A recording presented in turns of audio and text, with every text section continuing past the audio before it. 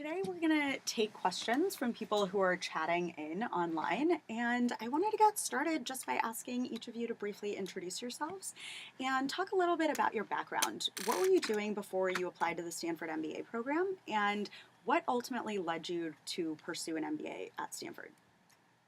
Sure, I can start.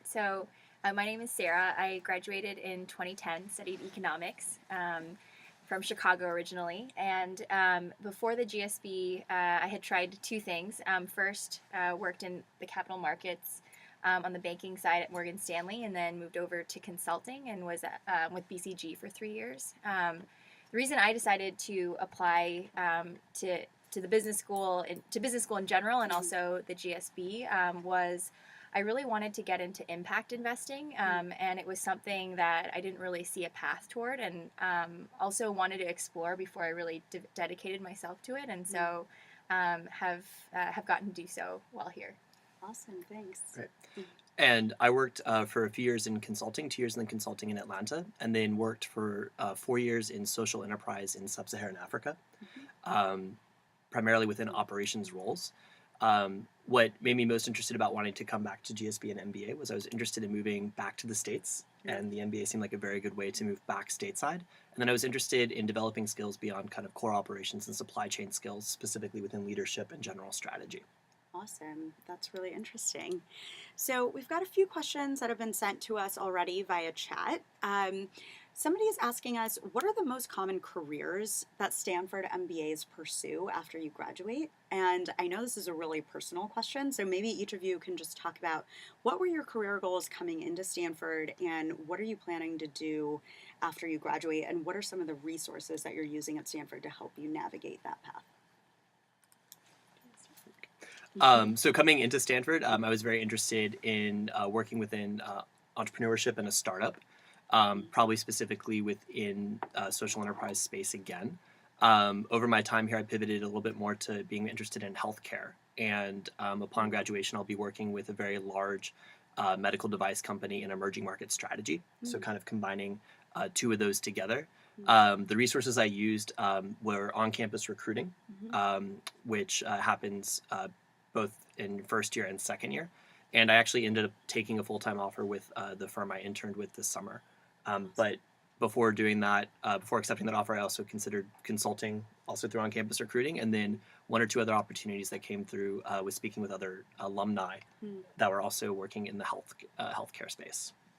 Awesome. And I mentioned that I was interested in testing my thesis on impact investing, and so to do that, the GSB has a resource called Impact Labs, the Impact Labs program, and so I got to apply and intern for an impact investment fund, which was exactly what I wanted to do, and got to work at a fund during the year, tested that out, and actually realized that I wanted to try more traditional early stage investing after that.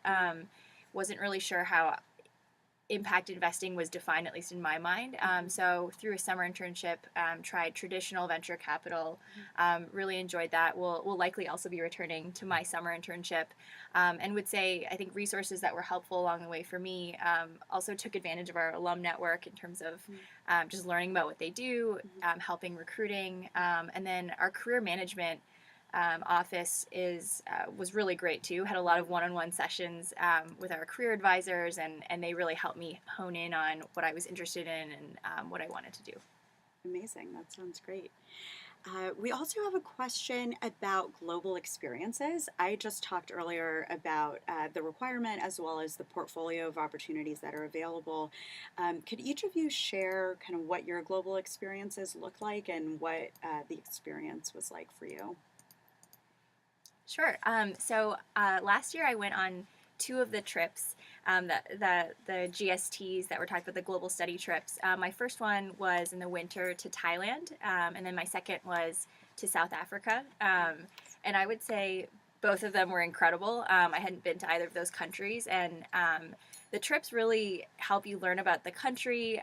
There's a big cultural component that goes into just learning about the food and some of the customs. You have to do meetings beforehand, which are really helpful in hitting the ground and knowing what to do and not feeling like a total outsider. And then I also just loved getting to know these very different economies and there's a sovereign nation in Thailand that we had to think about. Learning about agriculture there was really fascinating, and those are probably two of my favorite experiences at the GSB in the first year. Wow.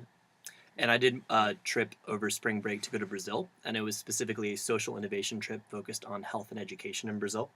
So likewise to Sarah, and there was just so much that you could learn there. What I really liked about it was we met from everyone from the former president of Brazil during a financial crisis that was going on in the country, all the way through to a frontline clinic in the northeast of the country. So kind of getting and everything in between. So a wide breadth of experiences.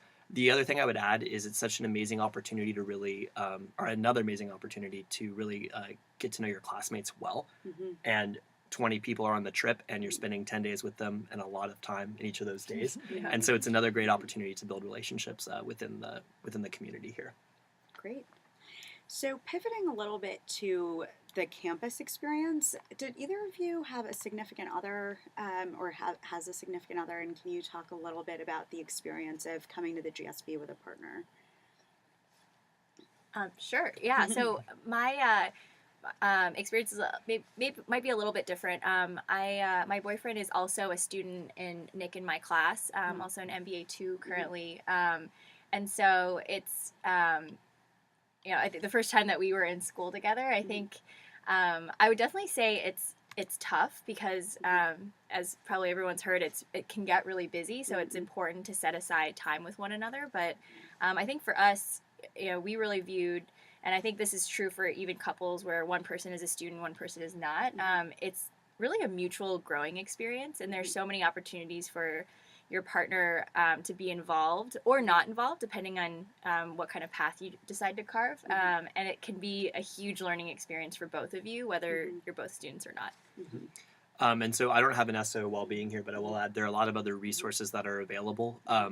There's actually clubs for SOs, and you get integrated within the campus. So your SO actually gets a card to go to the gym and the sporting events that are here.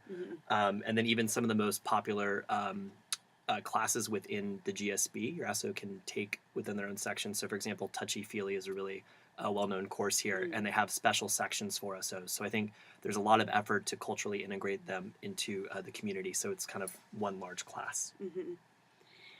We also have a question about financial aid and is it offered to international students? So I can actually take that one because I don't think either of you are international students, but we do offer need-based financial aid for every single person who's admitted to our program, and we don't differentiate between international students or American students in terms of access to financial aid.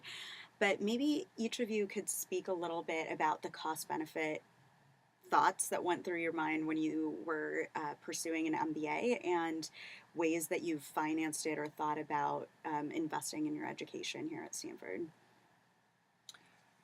So I came from a background of having done 4 years of living and working in sub-Saharan Africa. So I was a recipient of some of the need-based financial aid, which very much made that a positive NPV calculation for me.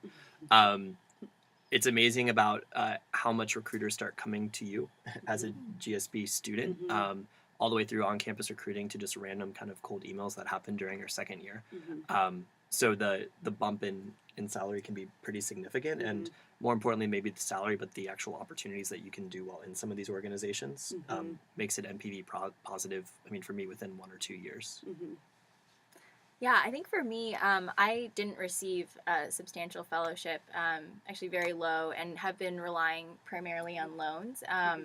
And so I think the cost benefit for me is actually still, the benefit is harder to measure, at least in the near term. But for me, the GSB has opened up doors, as Nick mentioned, that I just would never have been able to walk through before coming, or even known that I wanted to. And I think before coming in, there was, honestly, a question in my mind of, this is expensive, consulting is also general, you can go to something else. And I think having this hindsight bias now, I'm really glad that I did make that trade-off. And I just want to say too, if you're not a fellowship recipient, the school and also there are private resources that are both are really good in helping you bridge that gap. And it's what I rely on for my education.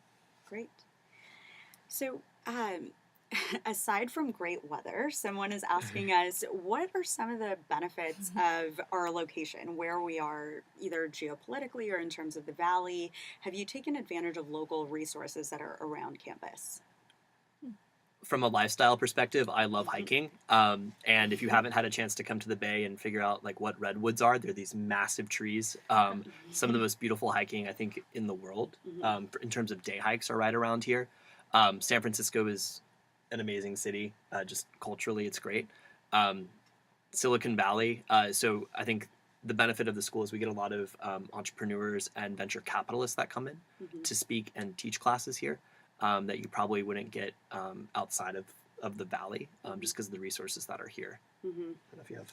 Yeah, I would say Nick pretty much covered it. And just add that for a lot of industries like venture capital, which I'm interested in, also tech, but many more, healthcare, consumer, there are so many interesting, exciting companies within an hour drive of us. And so I think getting to visit them, whether that's through interviews or just learning, has been really exciting. And you're kind of in the middle of it. So I would say something less tangible is just the energy that you get from that. And, I grew up in Chicago, went to school in Boston, lived in New York. I do think it's pretty unique to this area. Mhm.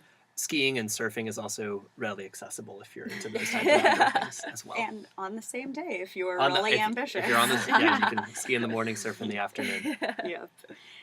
So along the same lines, having access to all of these companies, do you have any concrete examples? You really wanted to explore impact investing, and we have a question about access to social entrepreneurship.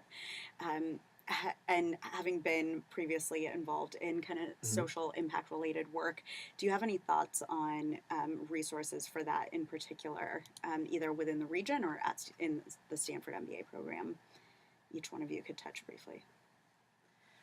Yeah, so I think I briefly mentioned this before, but I think the both impact investing and then also just impact labs program is a program offered by the GSB where you're placed either with a nonprofit or an impact investment fund, and you get to intern for them for school credit.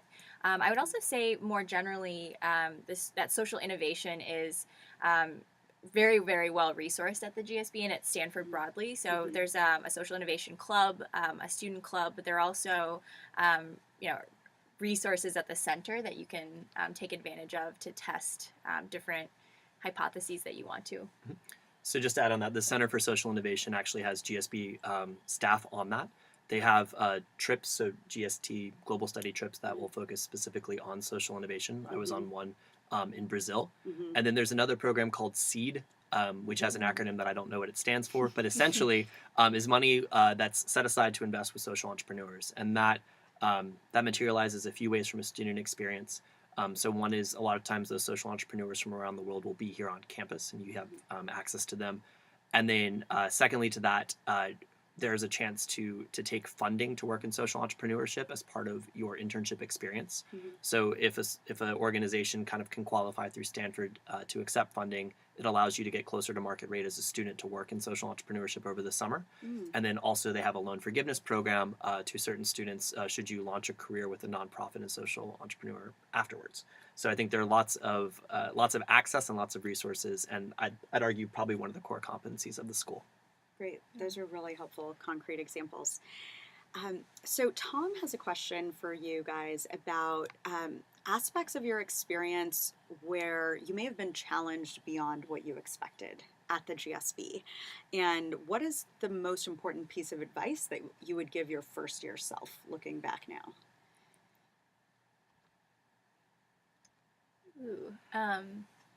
So Go yeah, ahead. so I think the first thing is be open and ready to change. One of the great parts of the curriculum here have to do a lot with interpersonal skills and leadership development.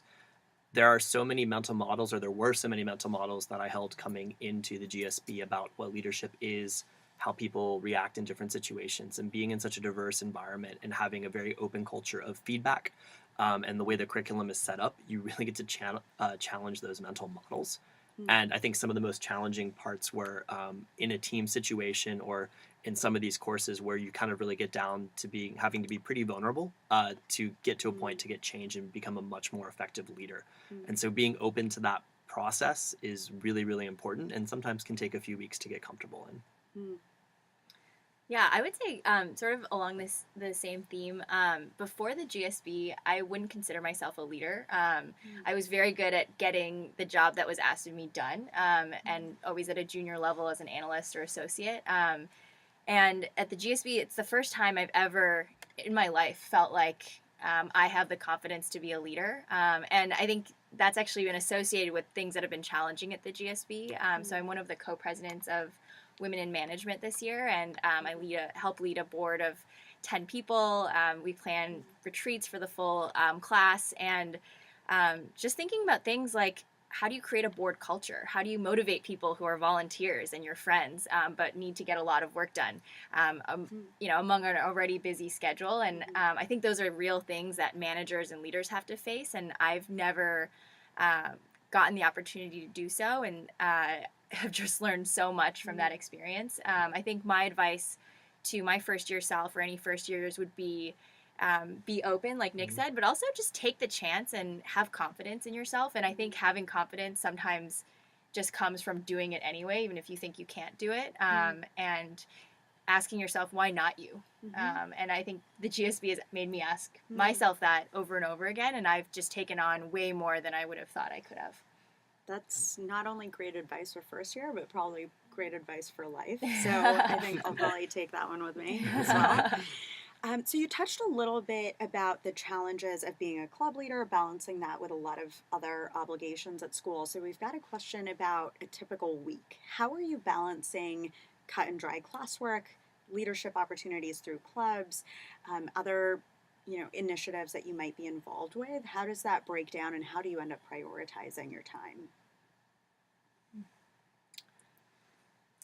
Sure. So I guess I'll preface this with I was given the advice, and I haven't followed it as closely as I should have, but it's definitely good advice to ruthlessly prioritize, and do that by coming in and obviously being adaptive and flexible, but coming in with a clear list of what your priorities are, whether that's academics or social, job related, being pretty specific about them, just coming in, because I think a big struggle, at least for me at the GSB, is not letting the urgent get in the way of the important. So I would say the topic of time management has been tough for me because there are so many interesting things to do here.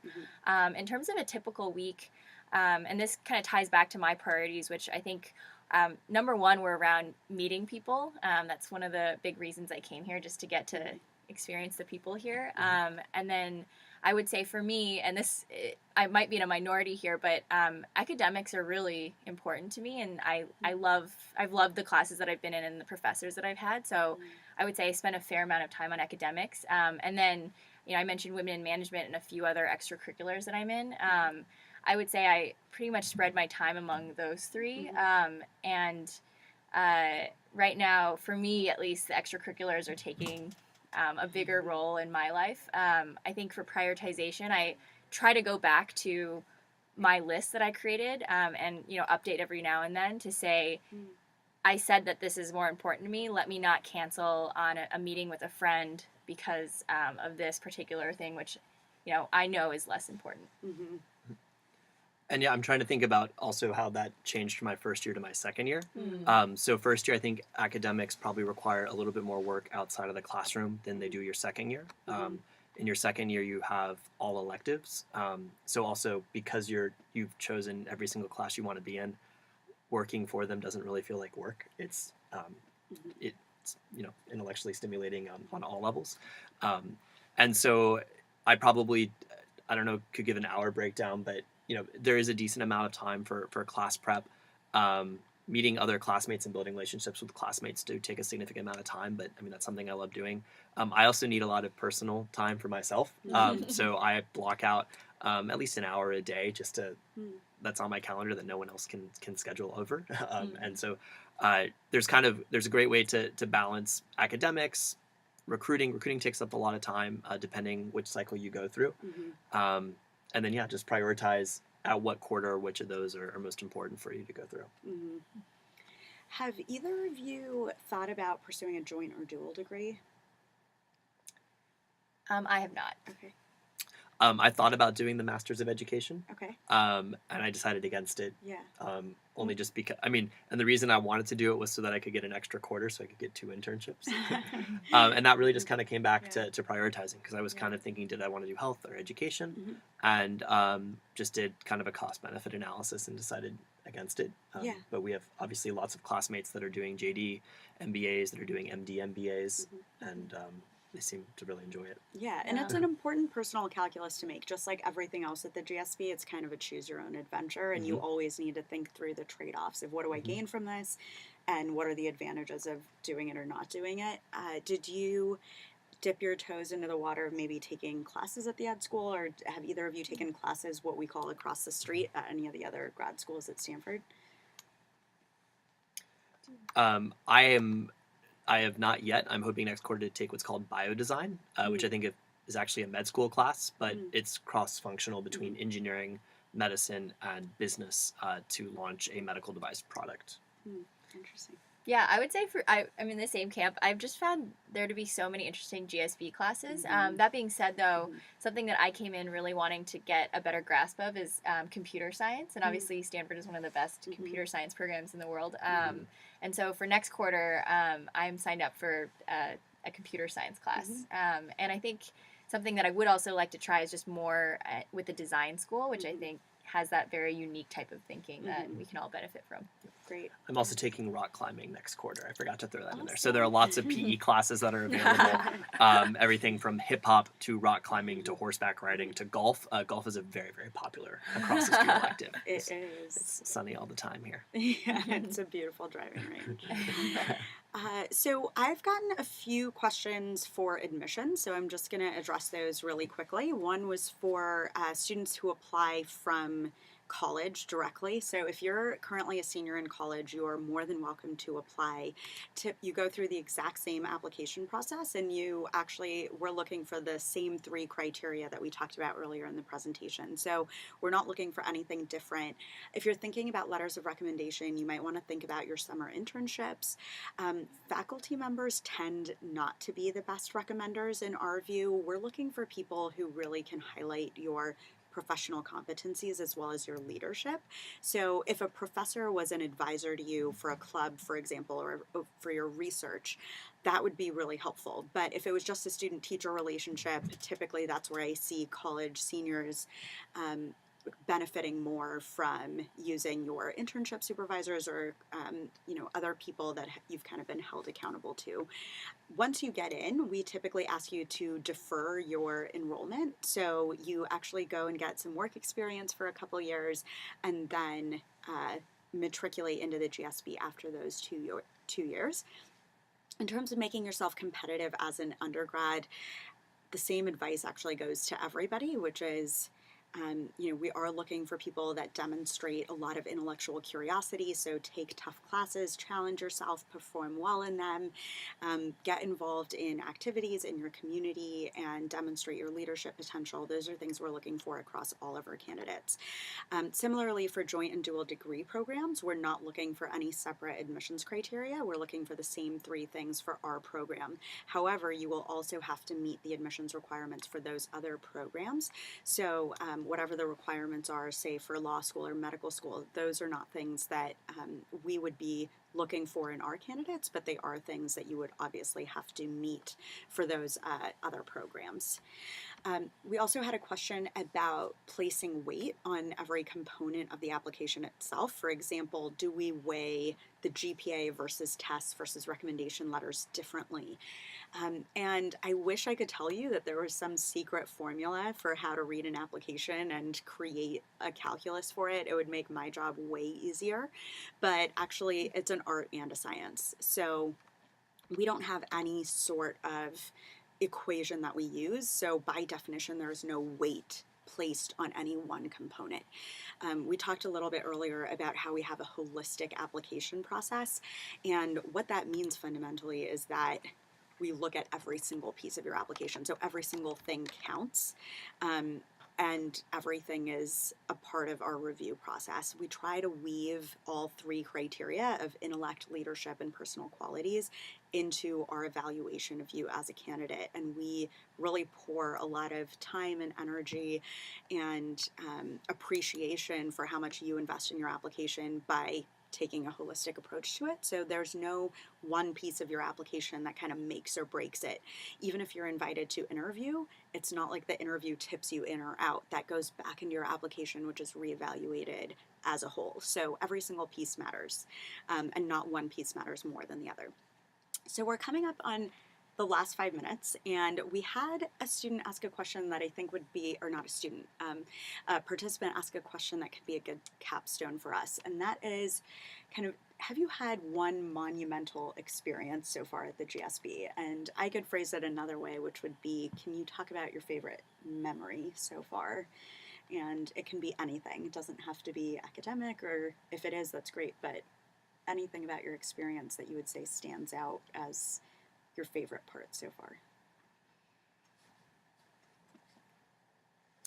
Ooh, it's a tough question. Should've been I know, on and you that can one. only pick one. Only one. Yeah.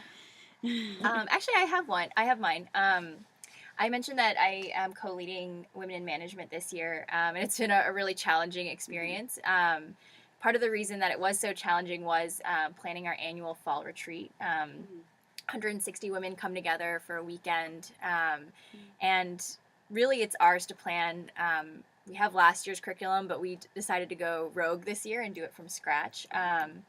And it was incredibly stressful, the months leading up to it. And I would say it was the most fulfilling moment for me at GSB, because of what happened that weekend, and also just I would say the discussions, but really the sense of community that came out of that. I think when you get to the GSB, especially your first year, it's just kind of crazy, in good ways, but also not so great ways. And the opportunity to provide a retreat where particularly first-year MBAs could hit the reset button and say, hey, let's breathe, let's pause, and let's remember why we came here, and also talk about what's holding us back from being our fullest selves, and really be authentic and honest.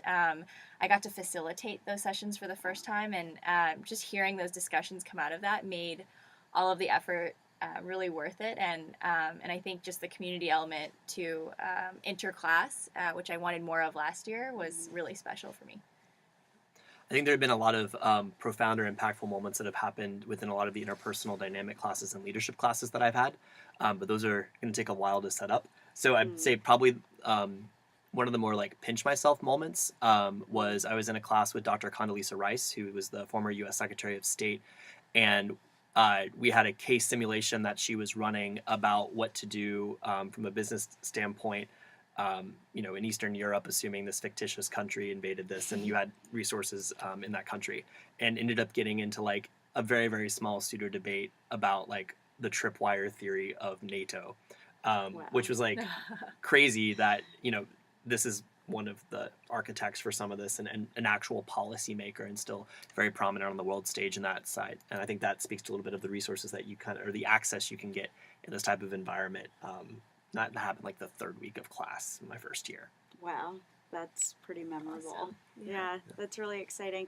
Well, I want to thank both of you so much for taking the time. I know we've talked about priorities and how busy you guys all are on campus, so I just want to thank you so much for sharing your experience and really bringing the Stanford MBA experience alive to everybody who's been joining us, and to all of you who've been online with us. I really appreciate you spending your time with us as well to learn more about the Stanford MBA program.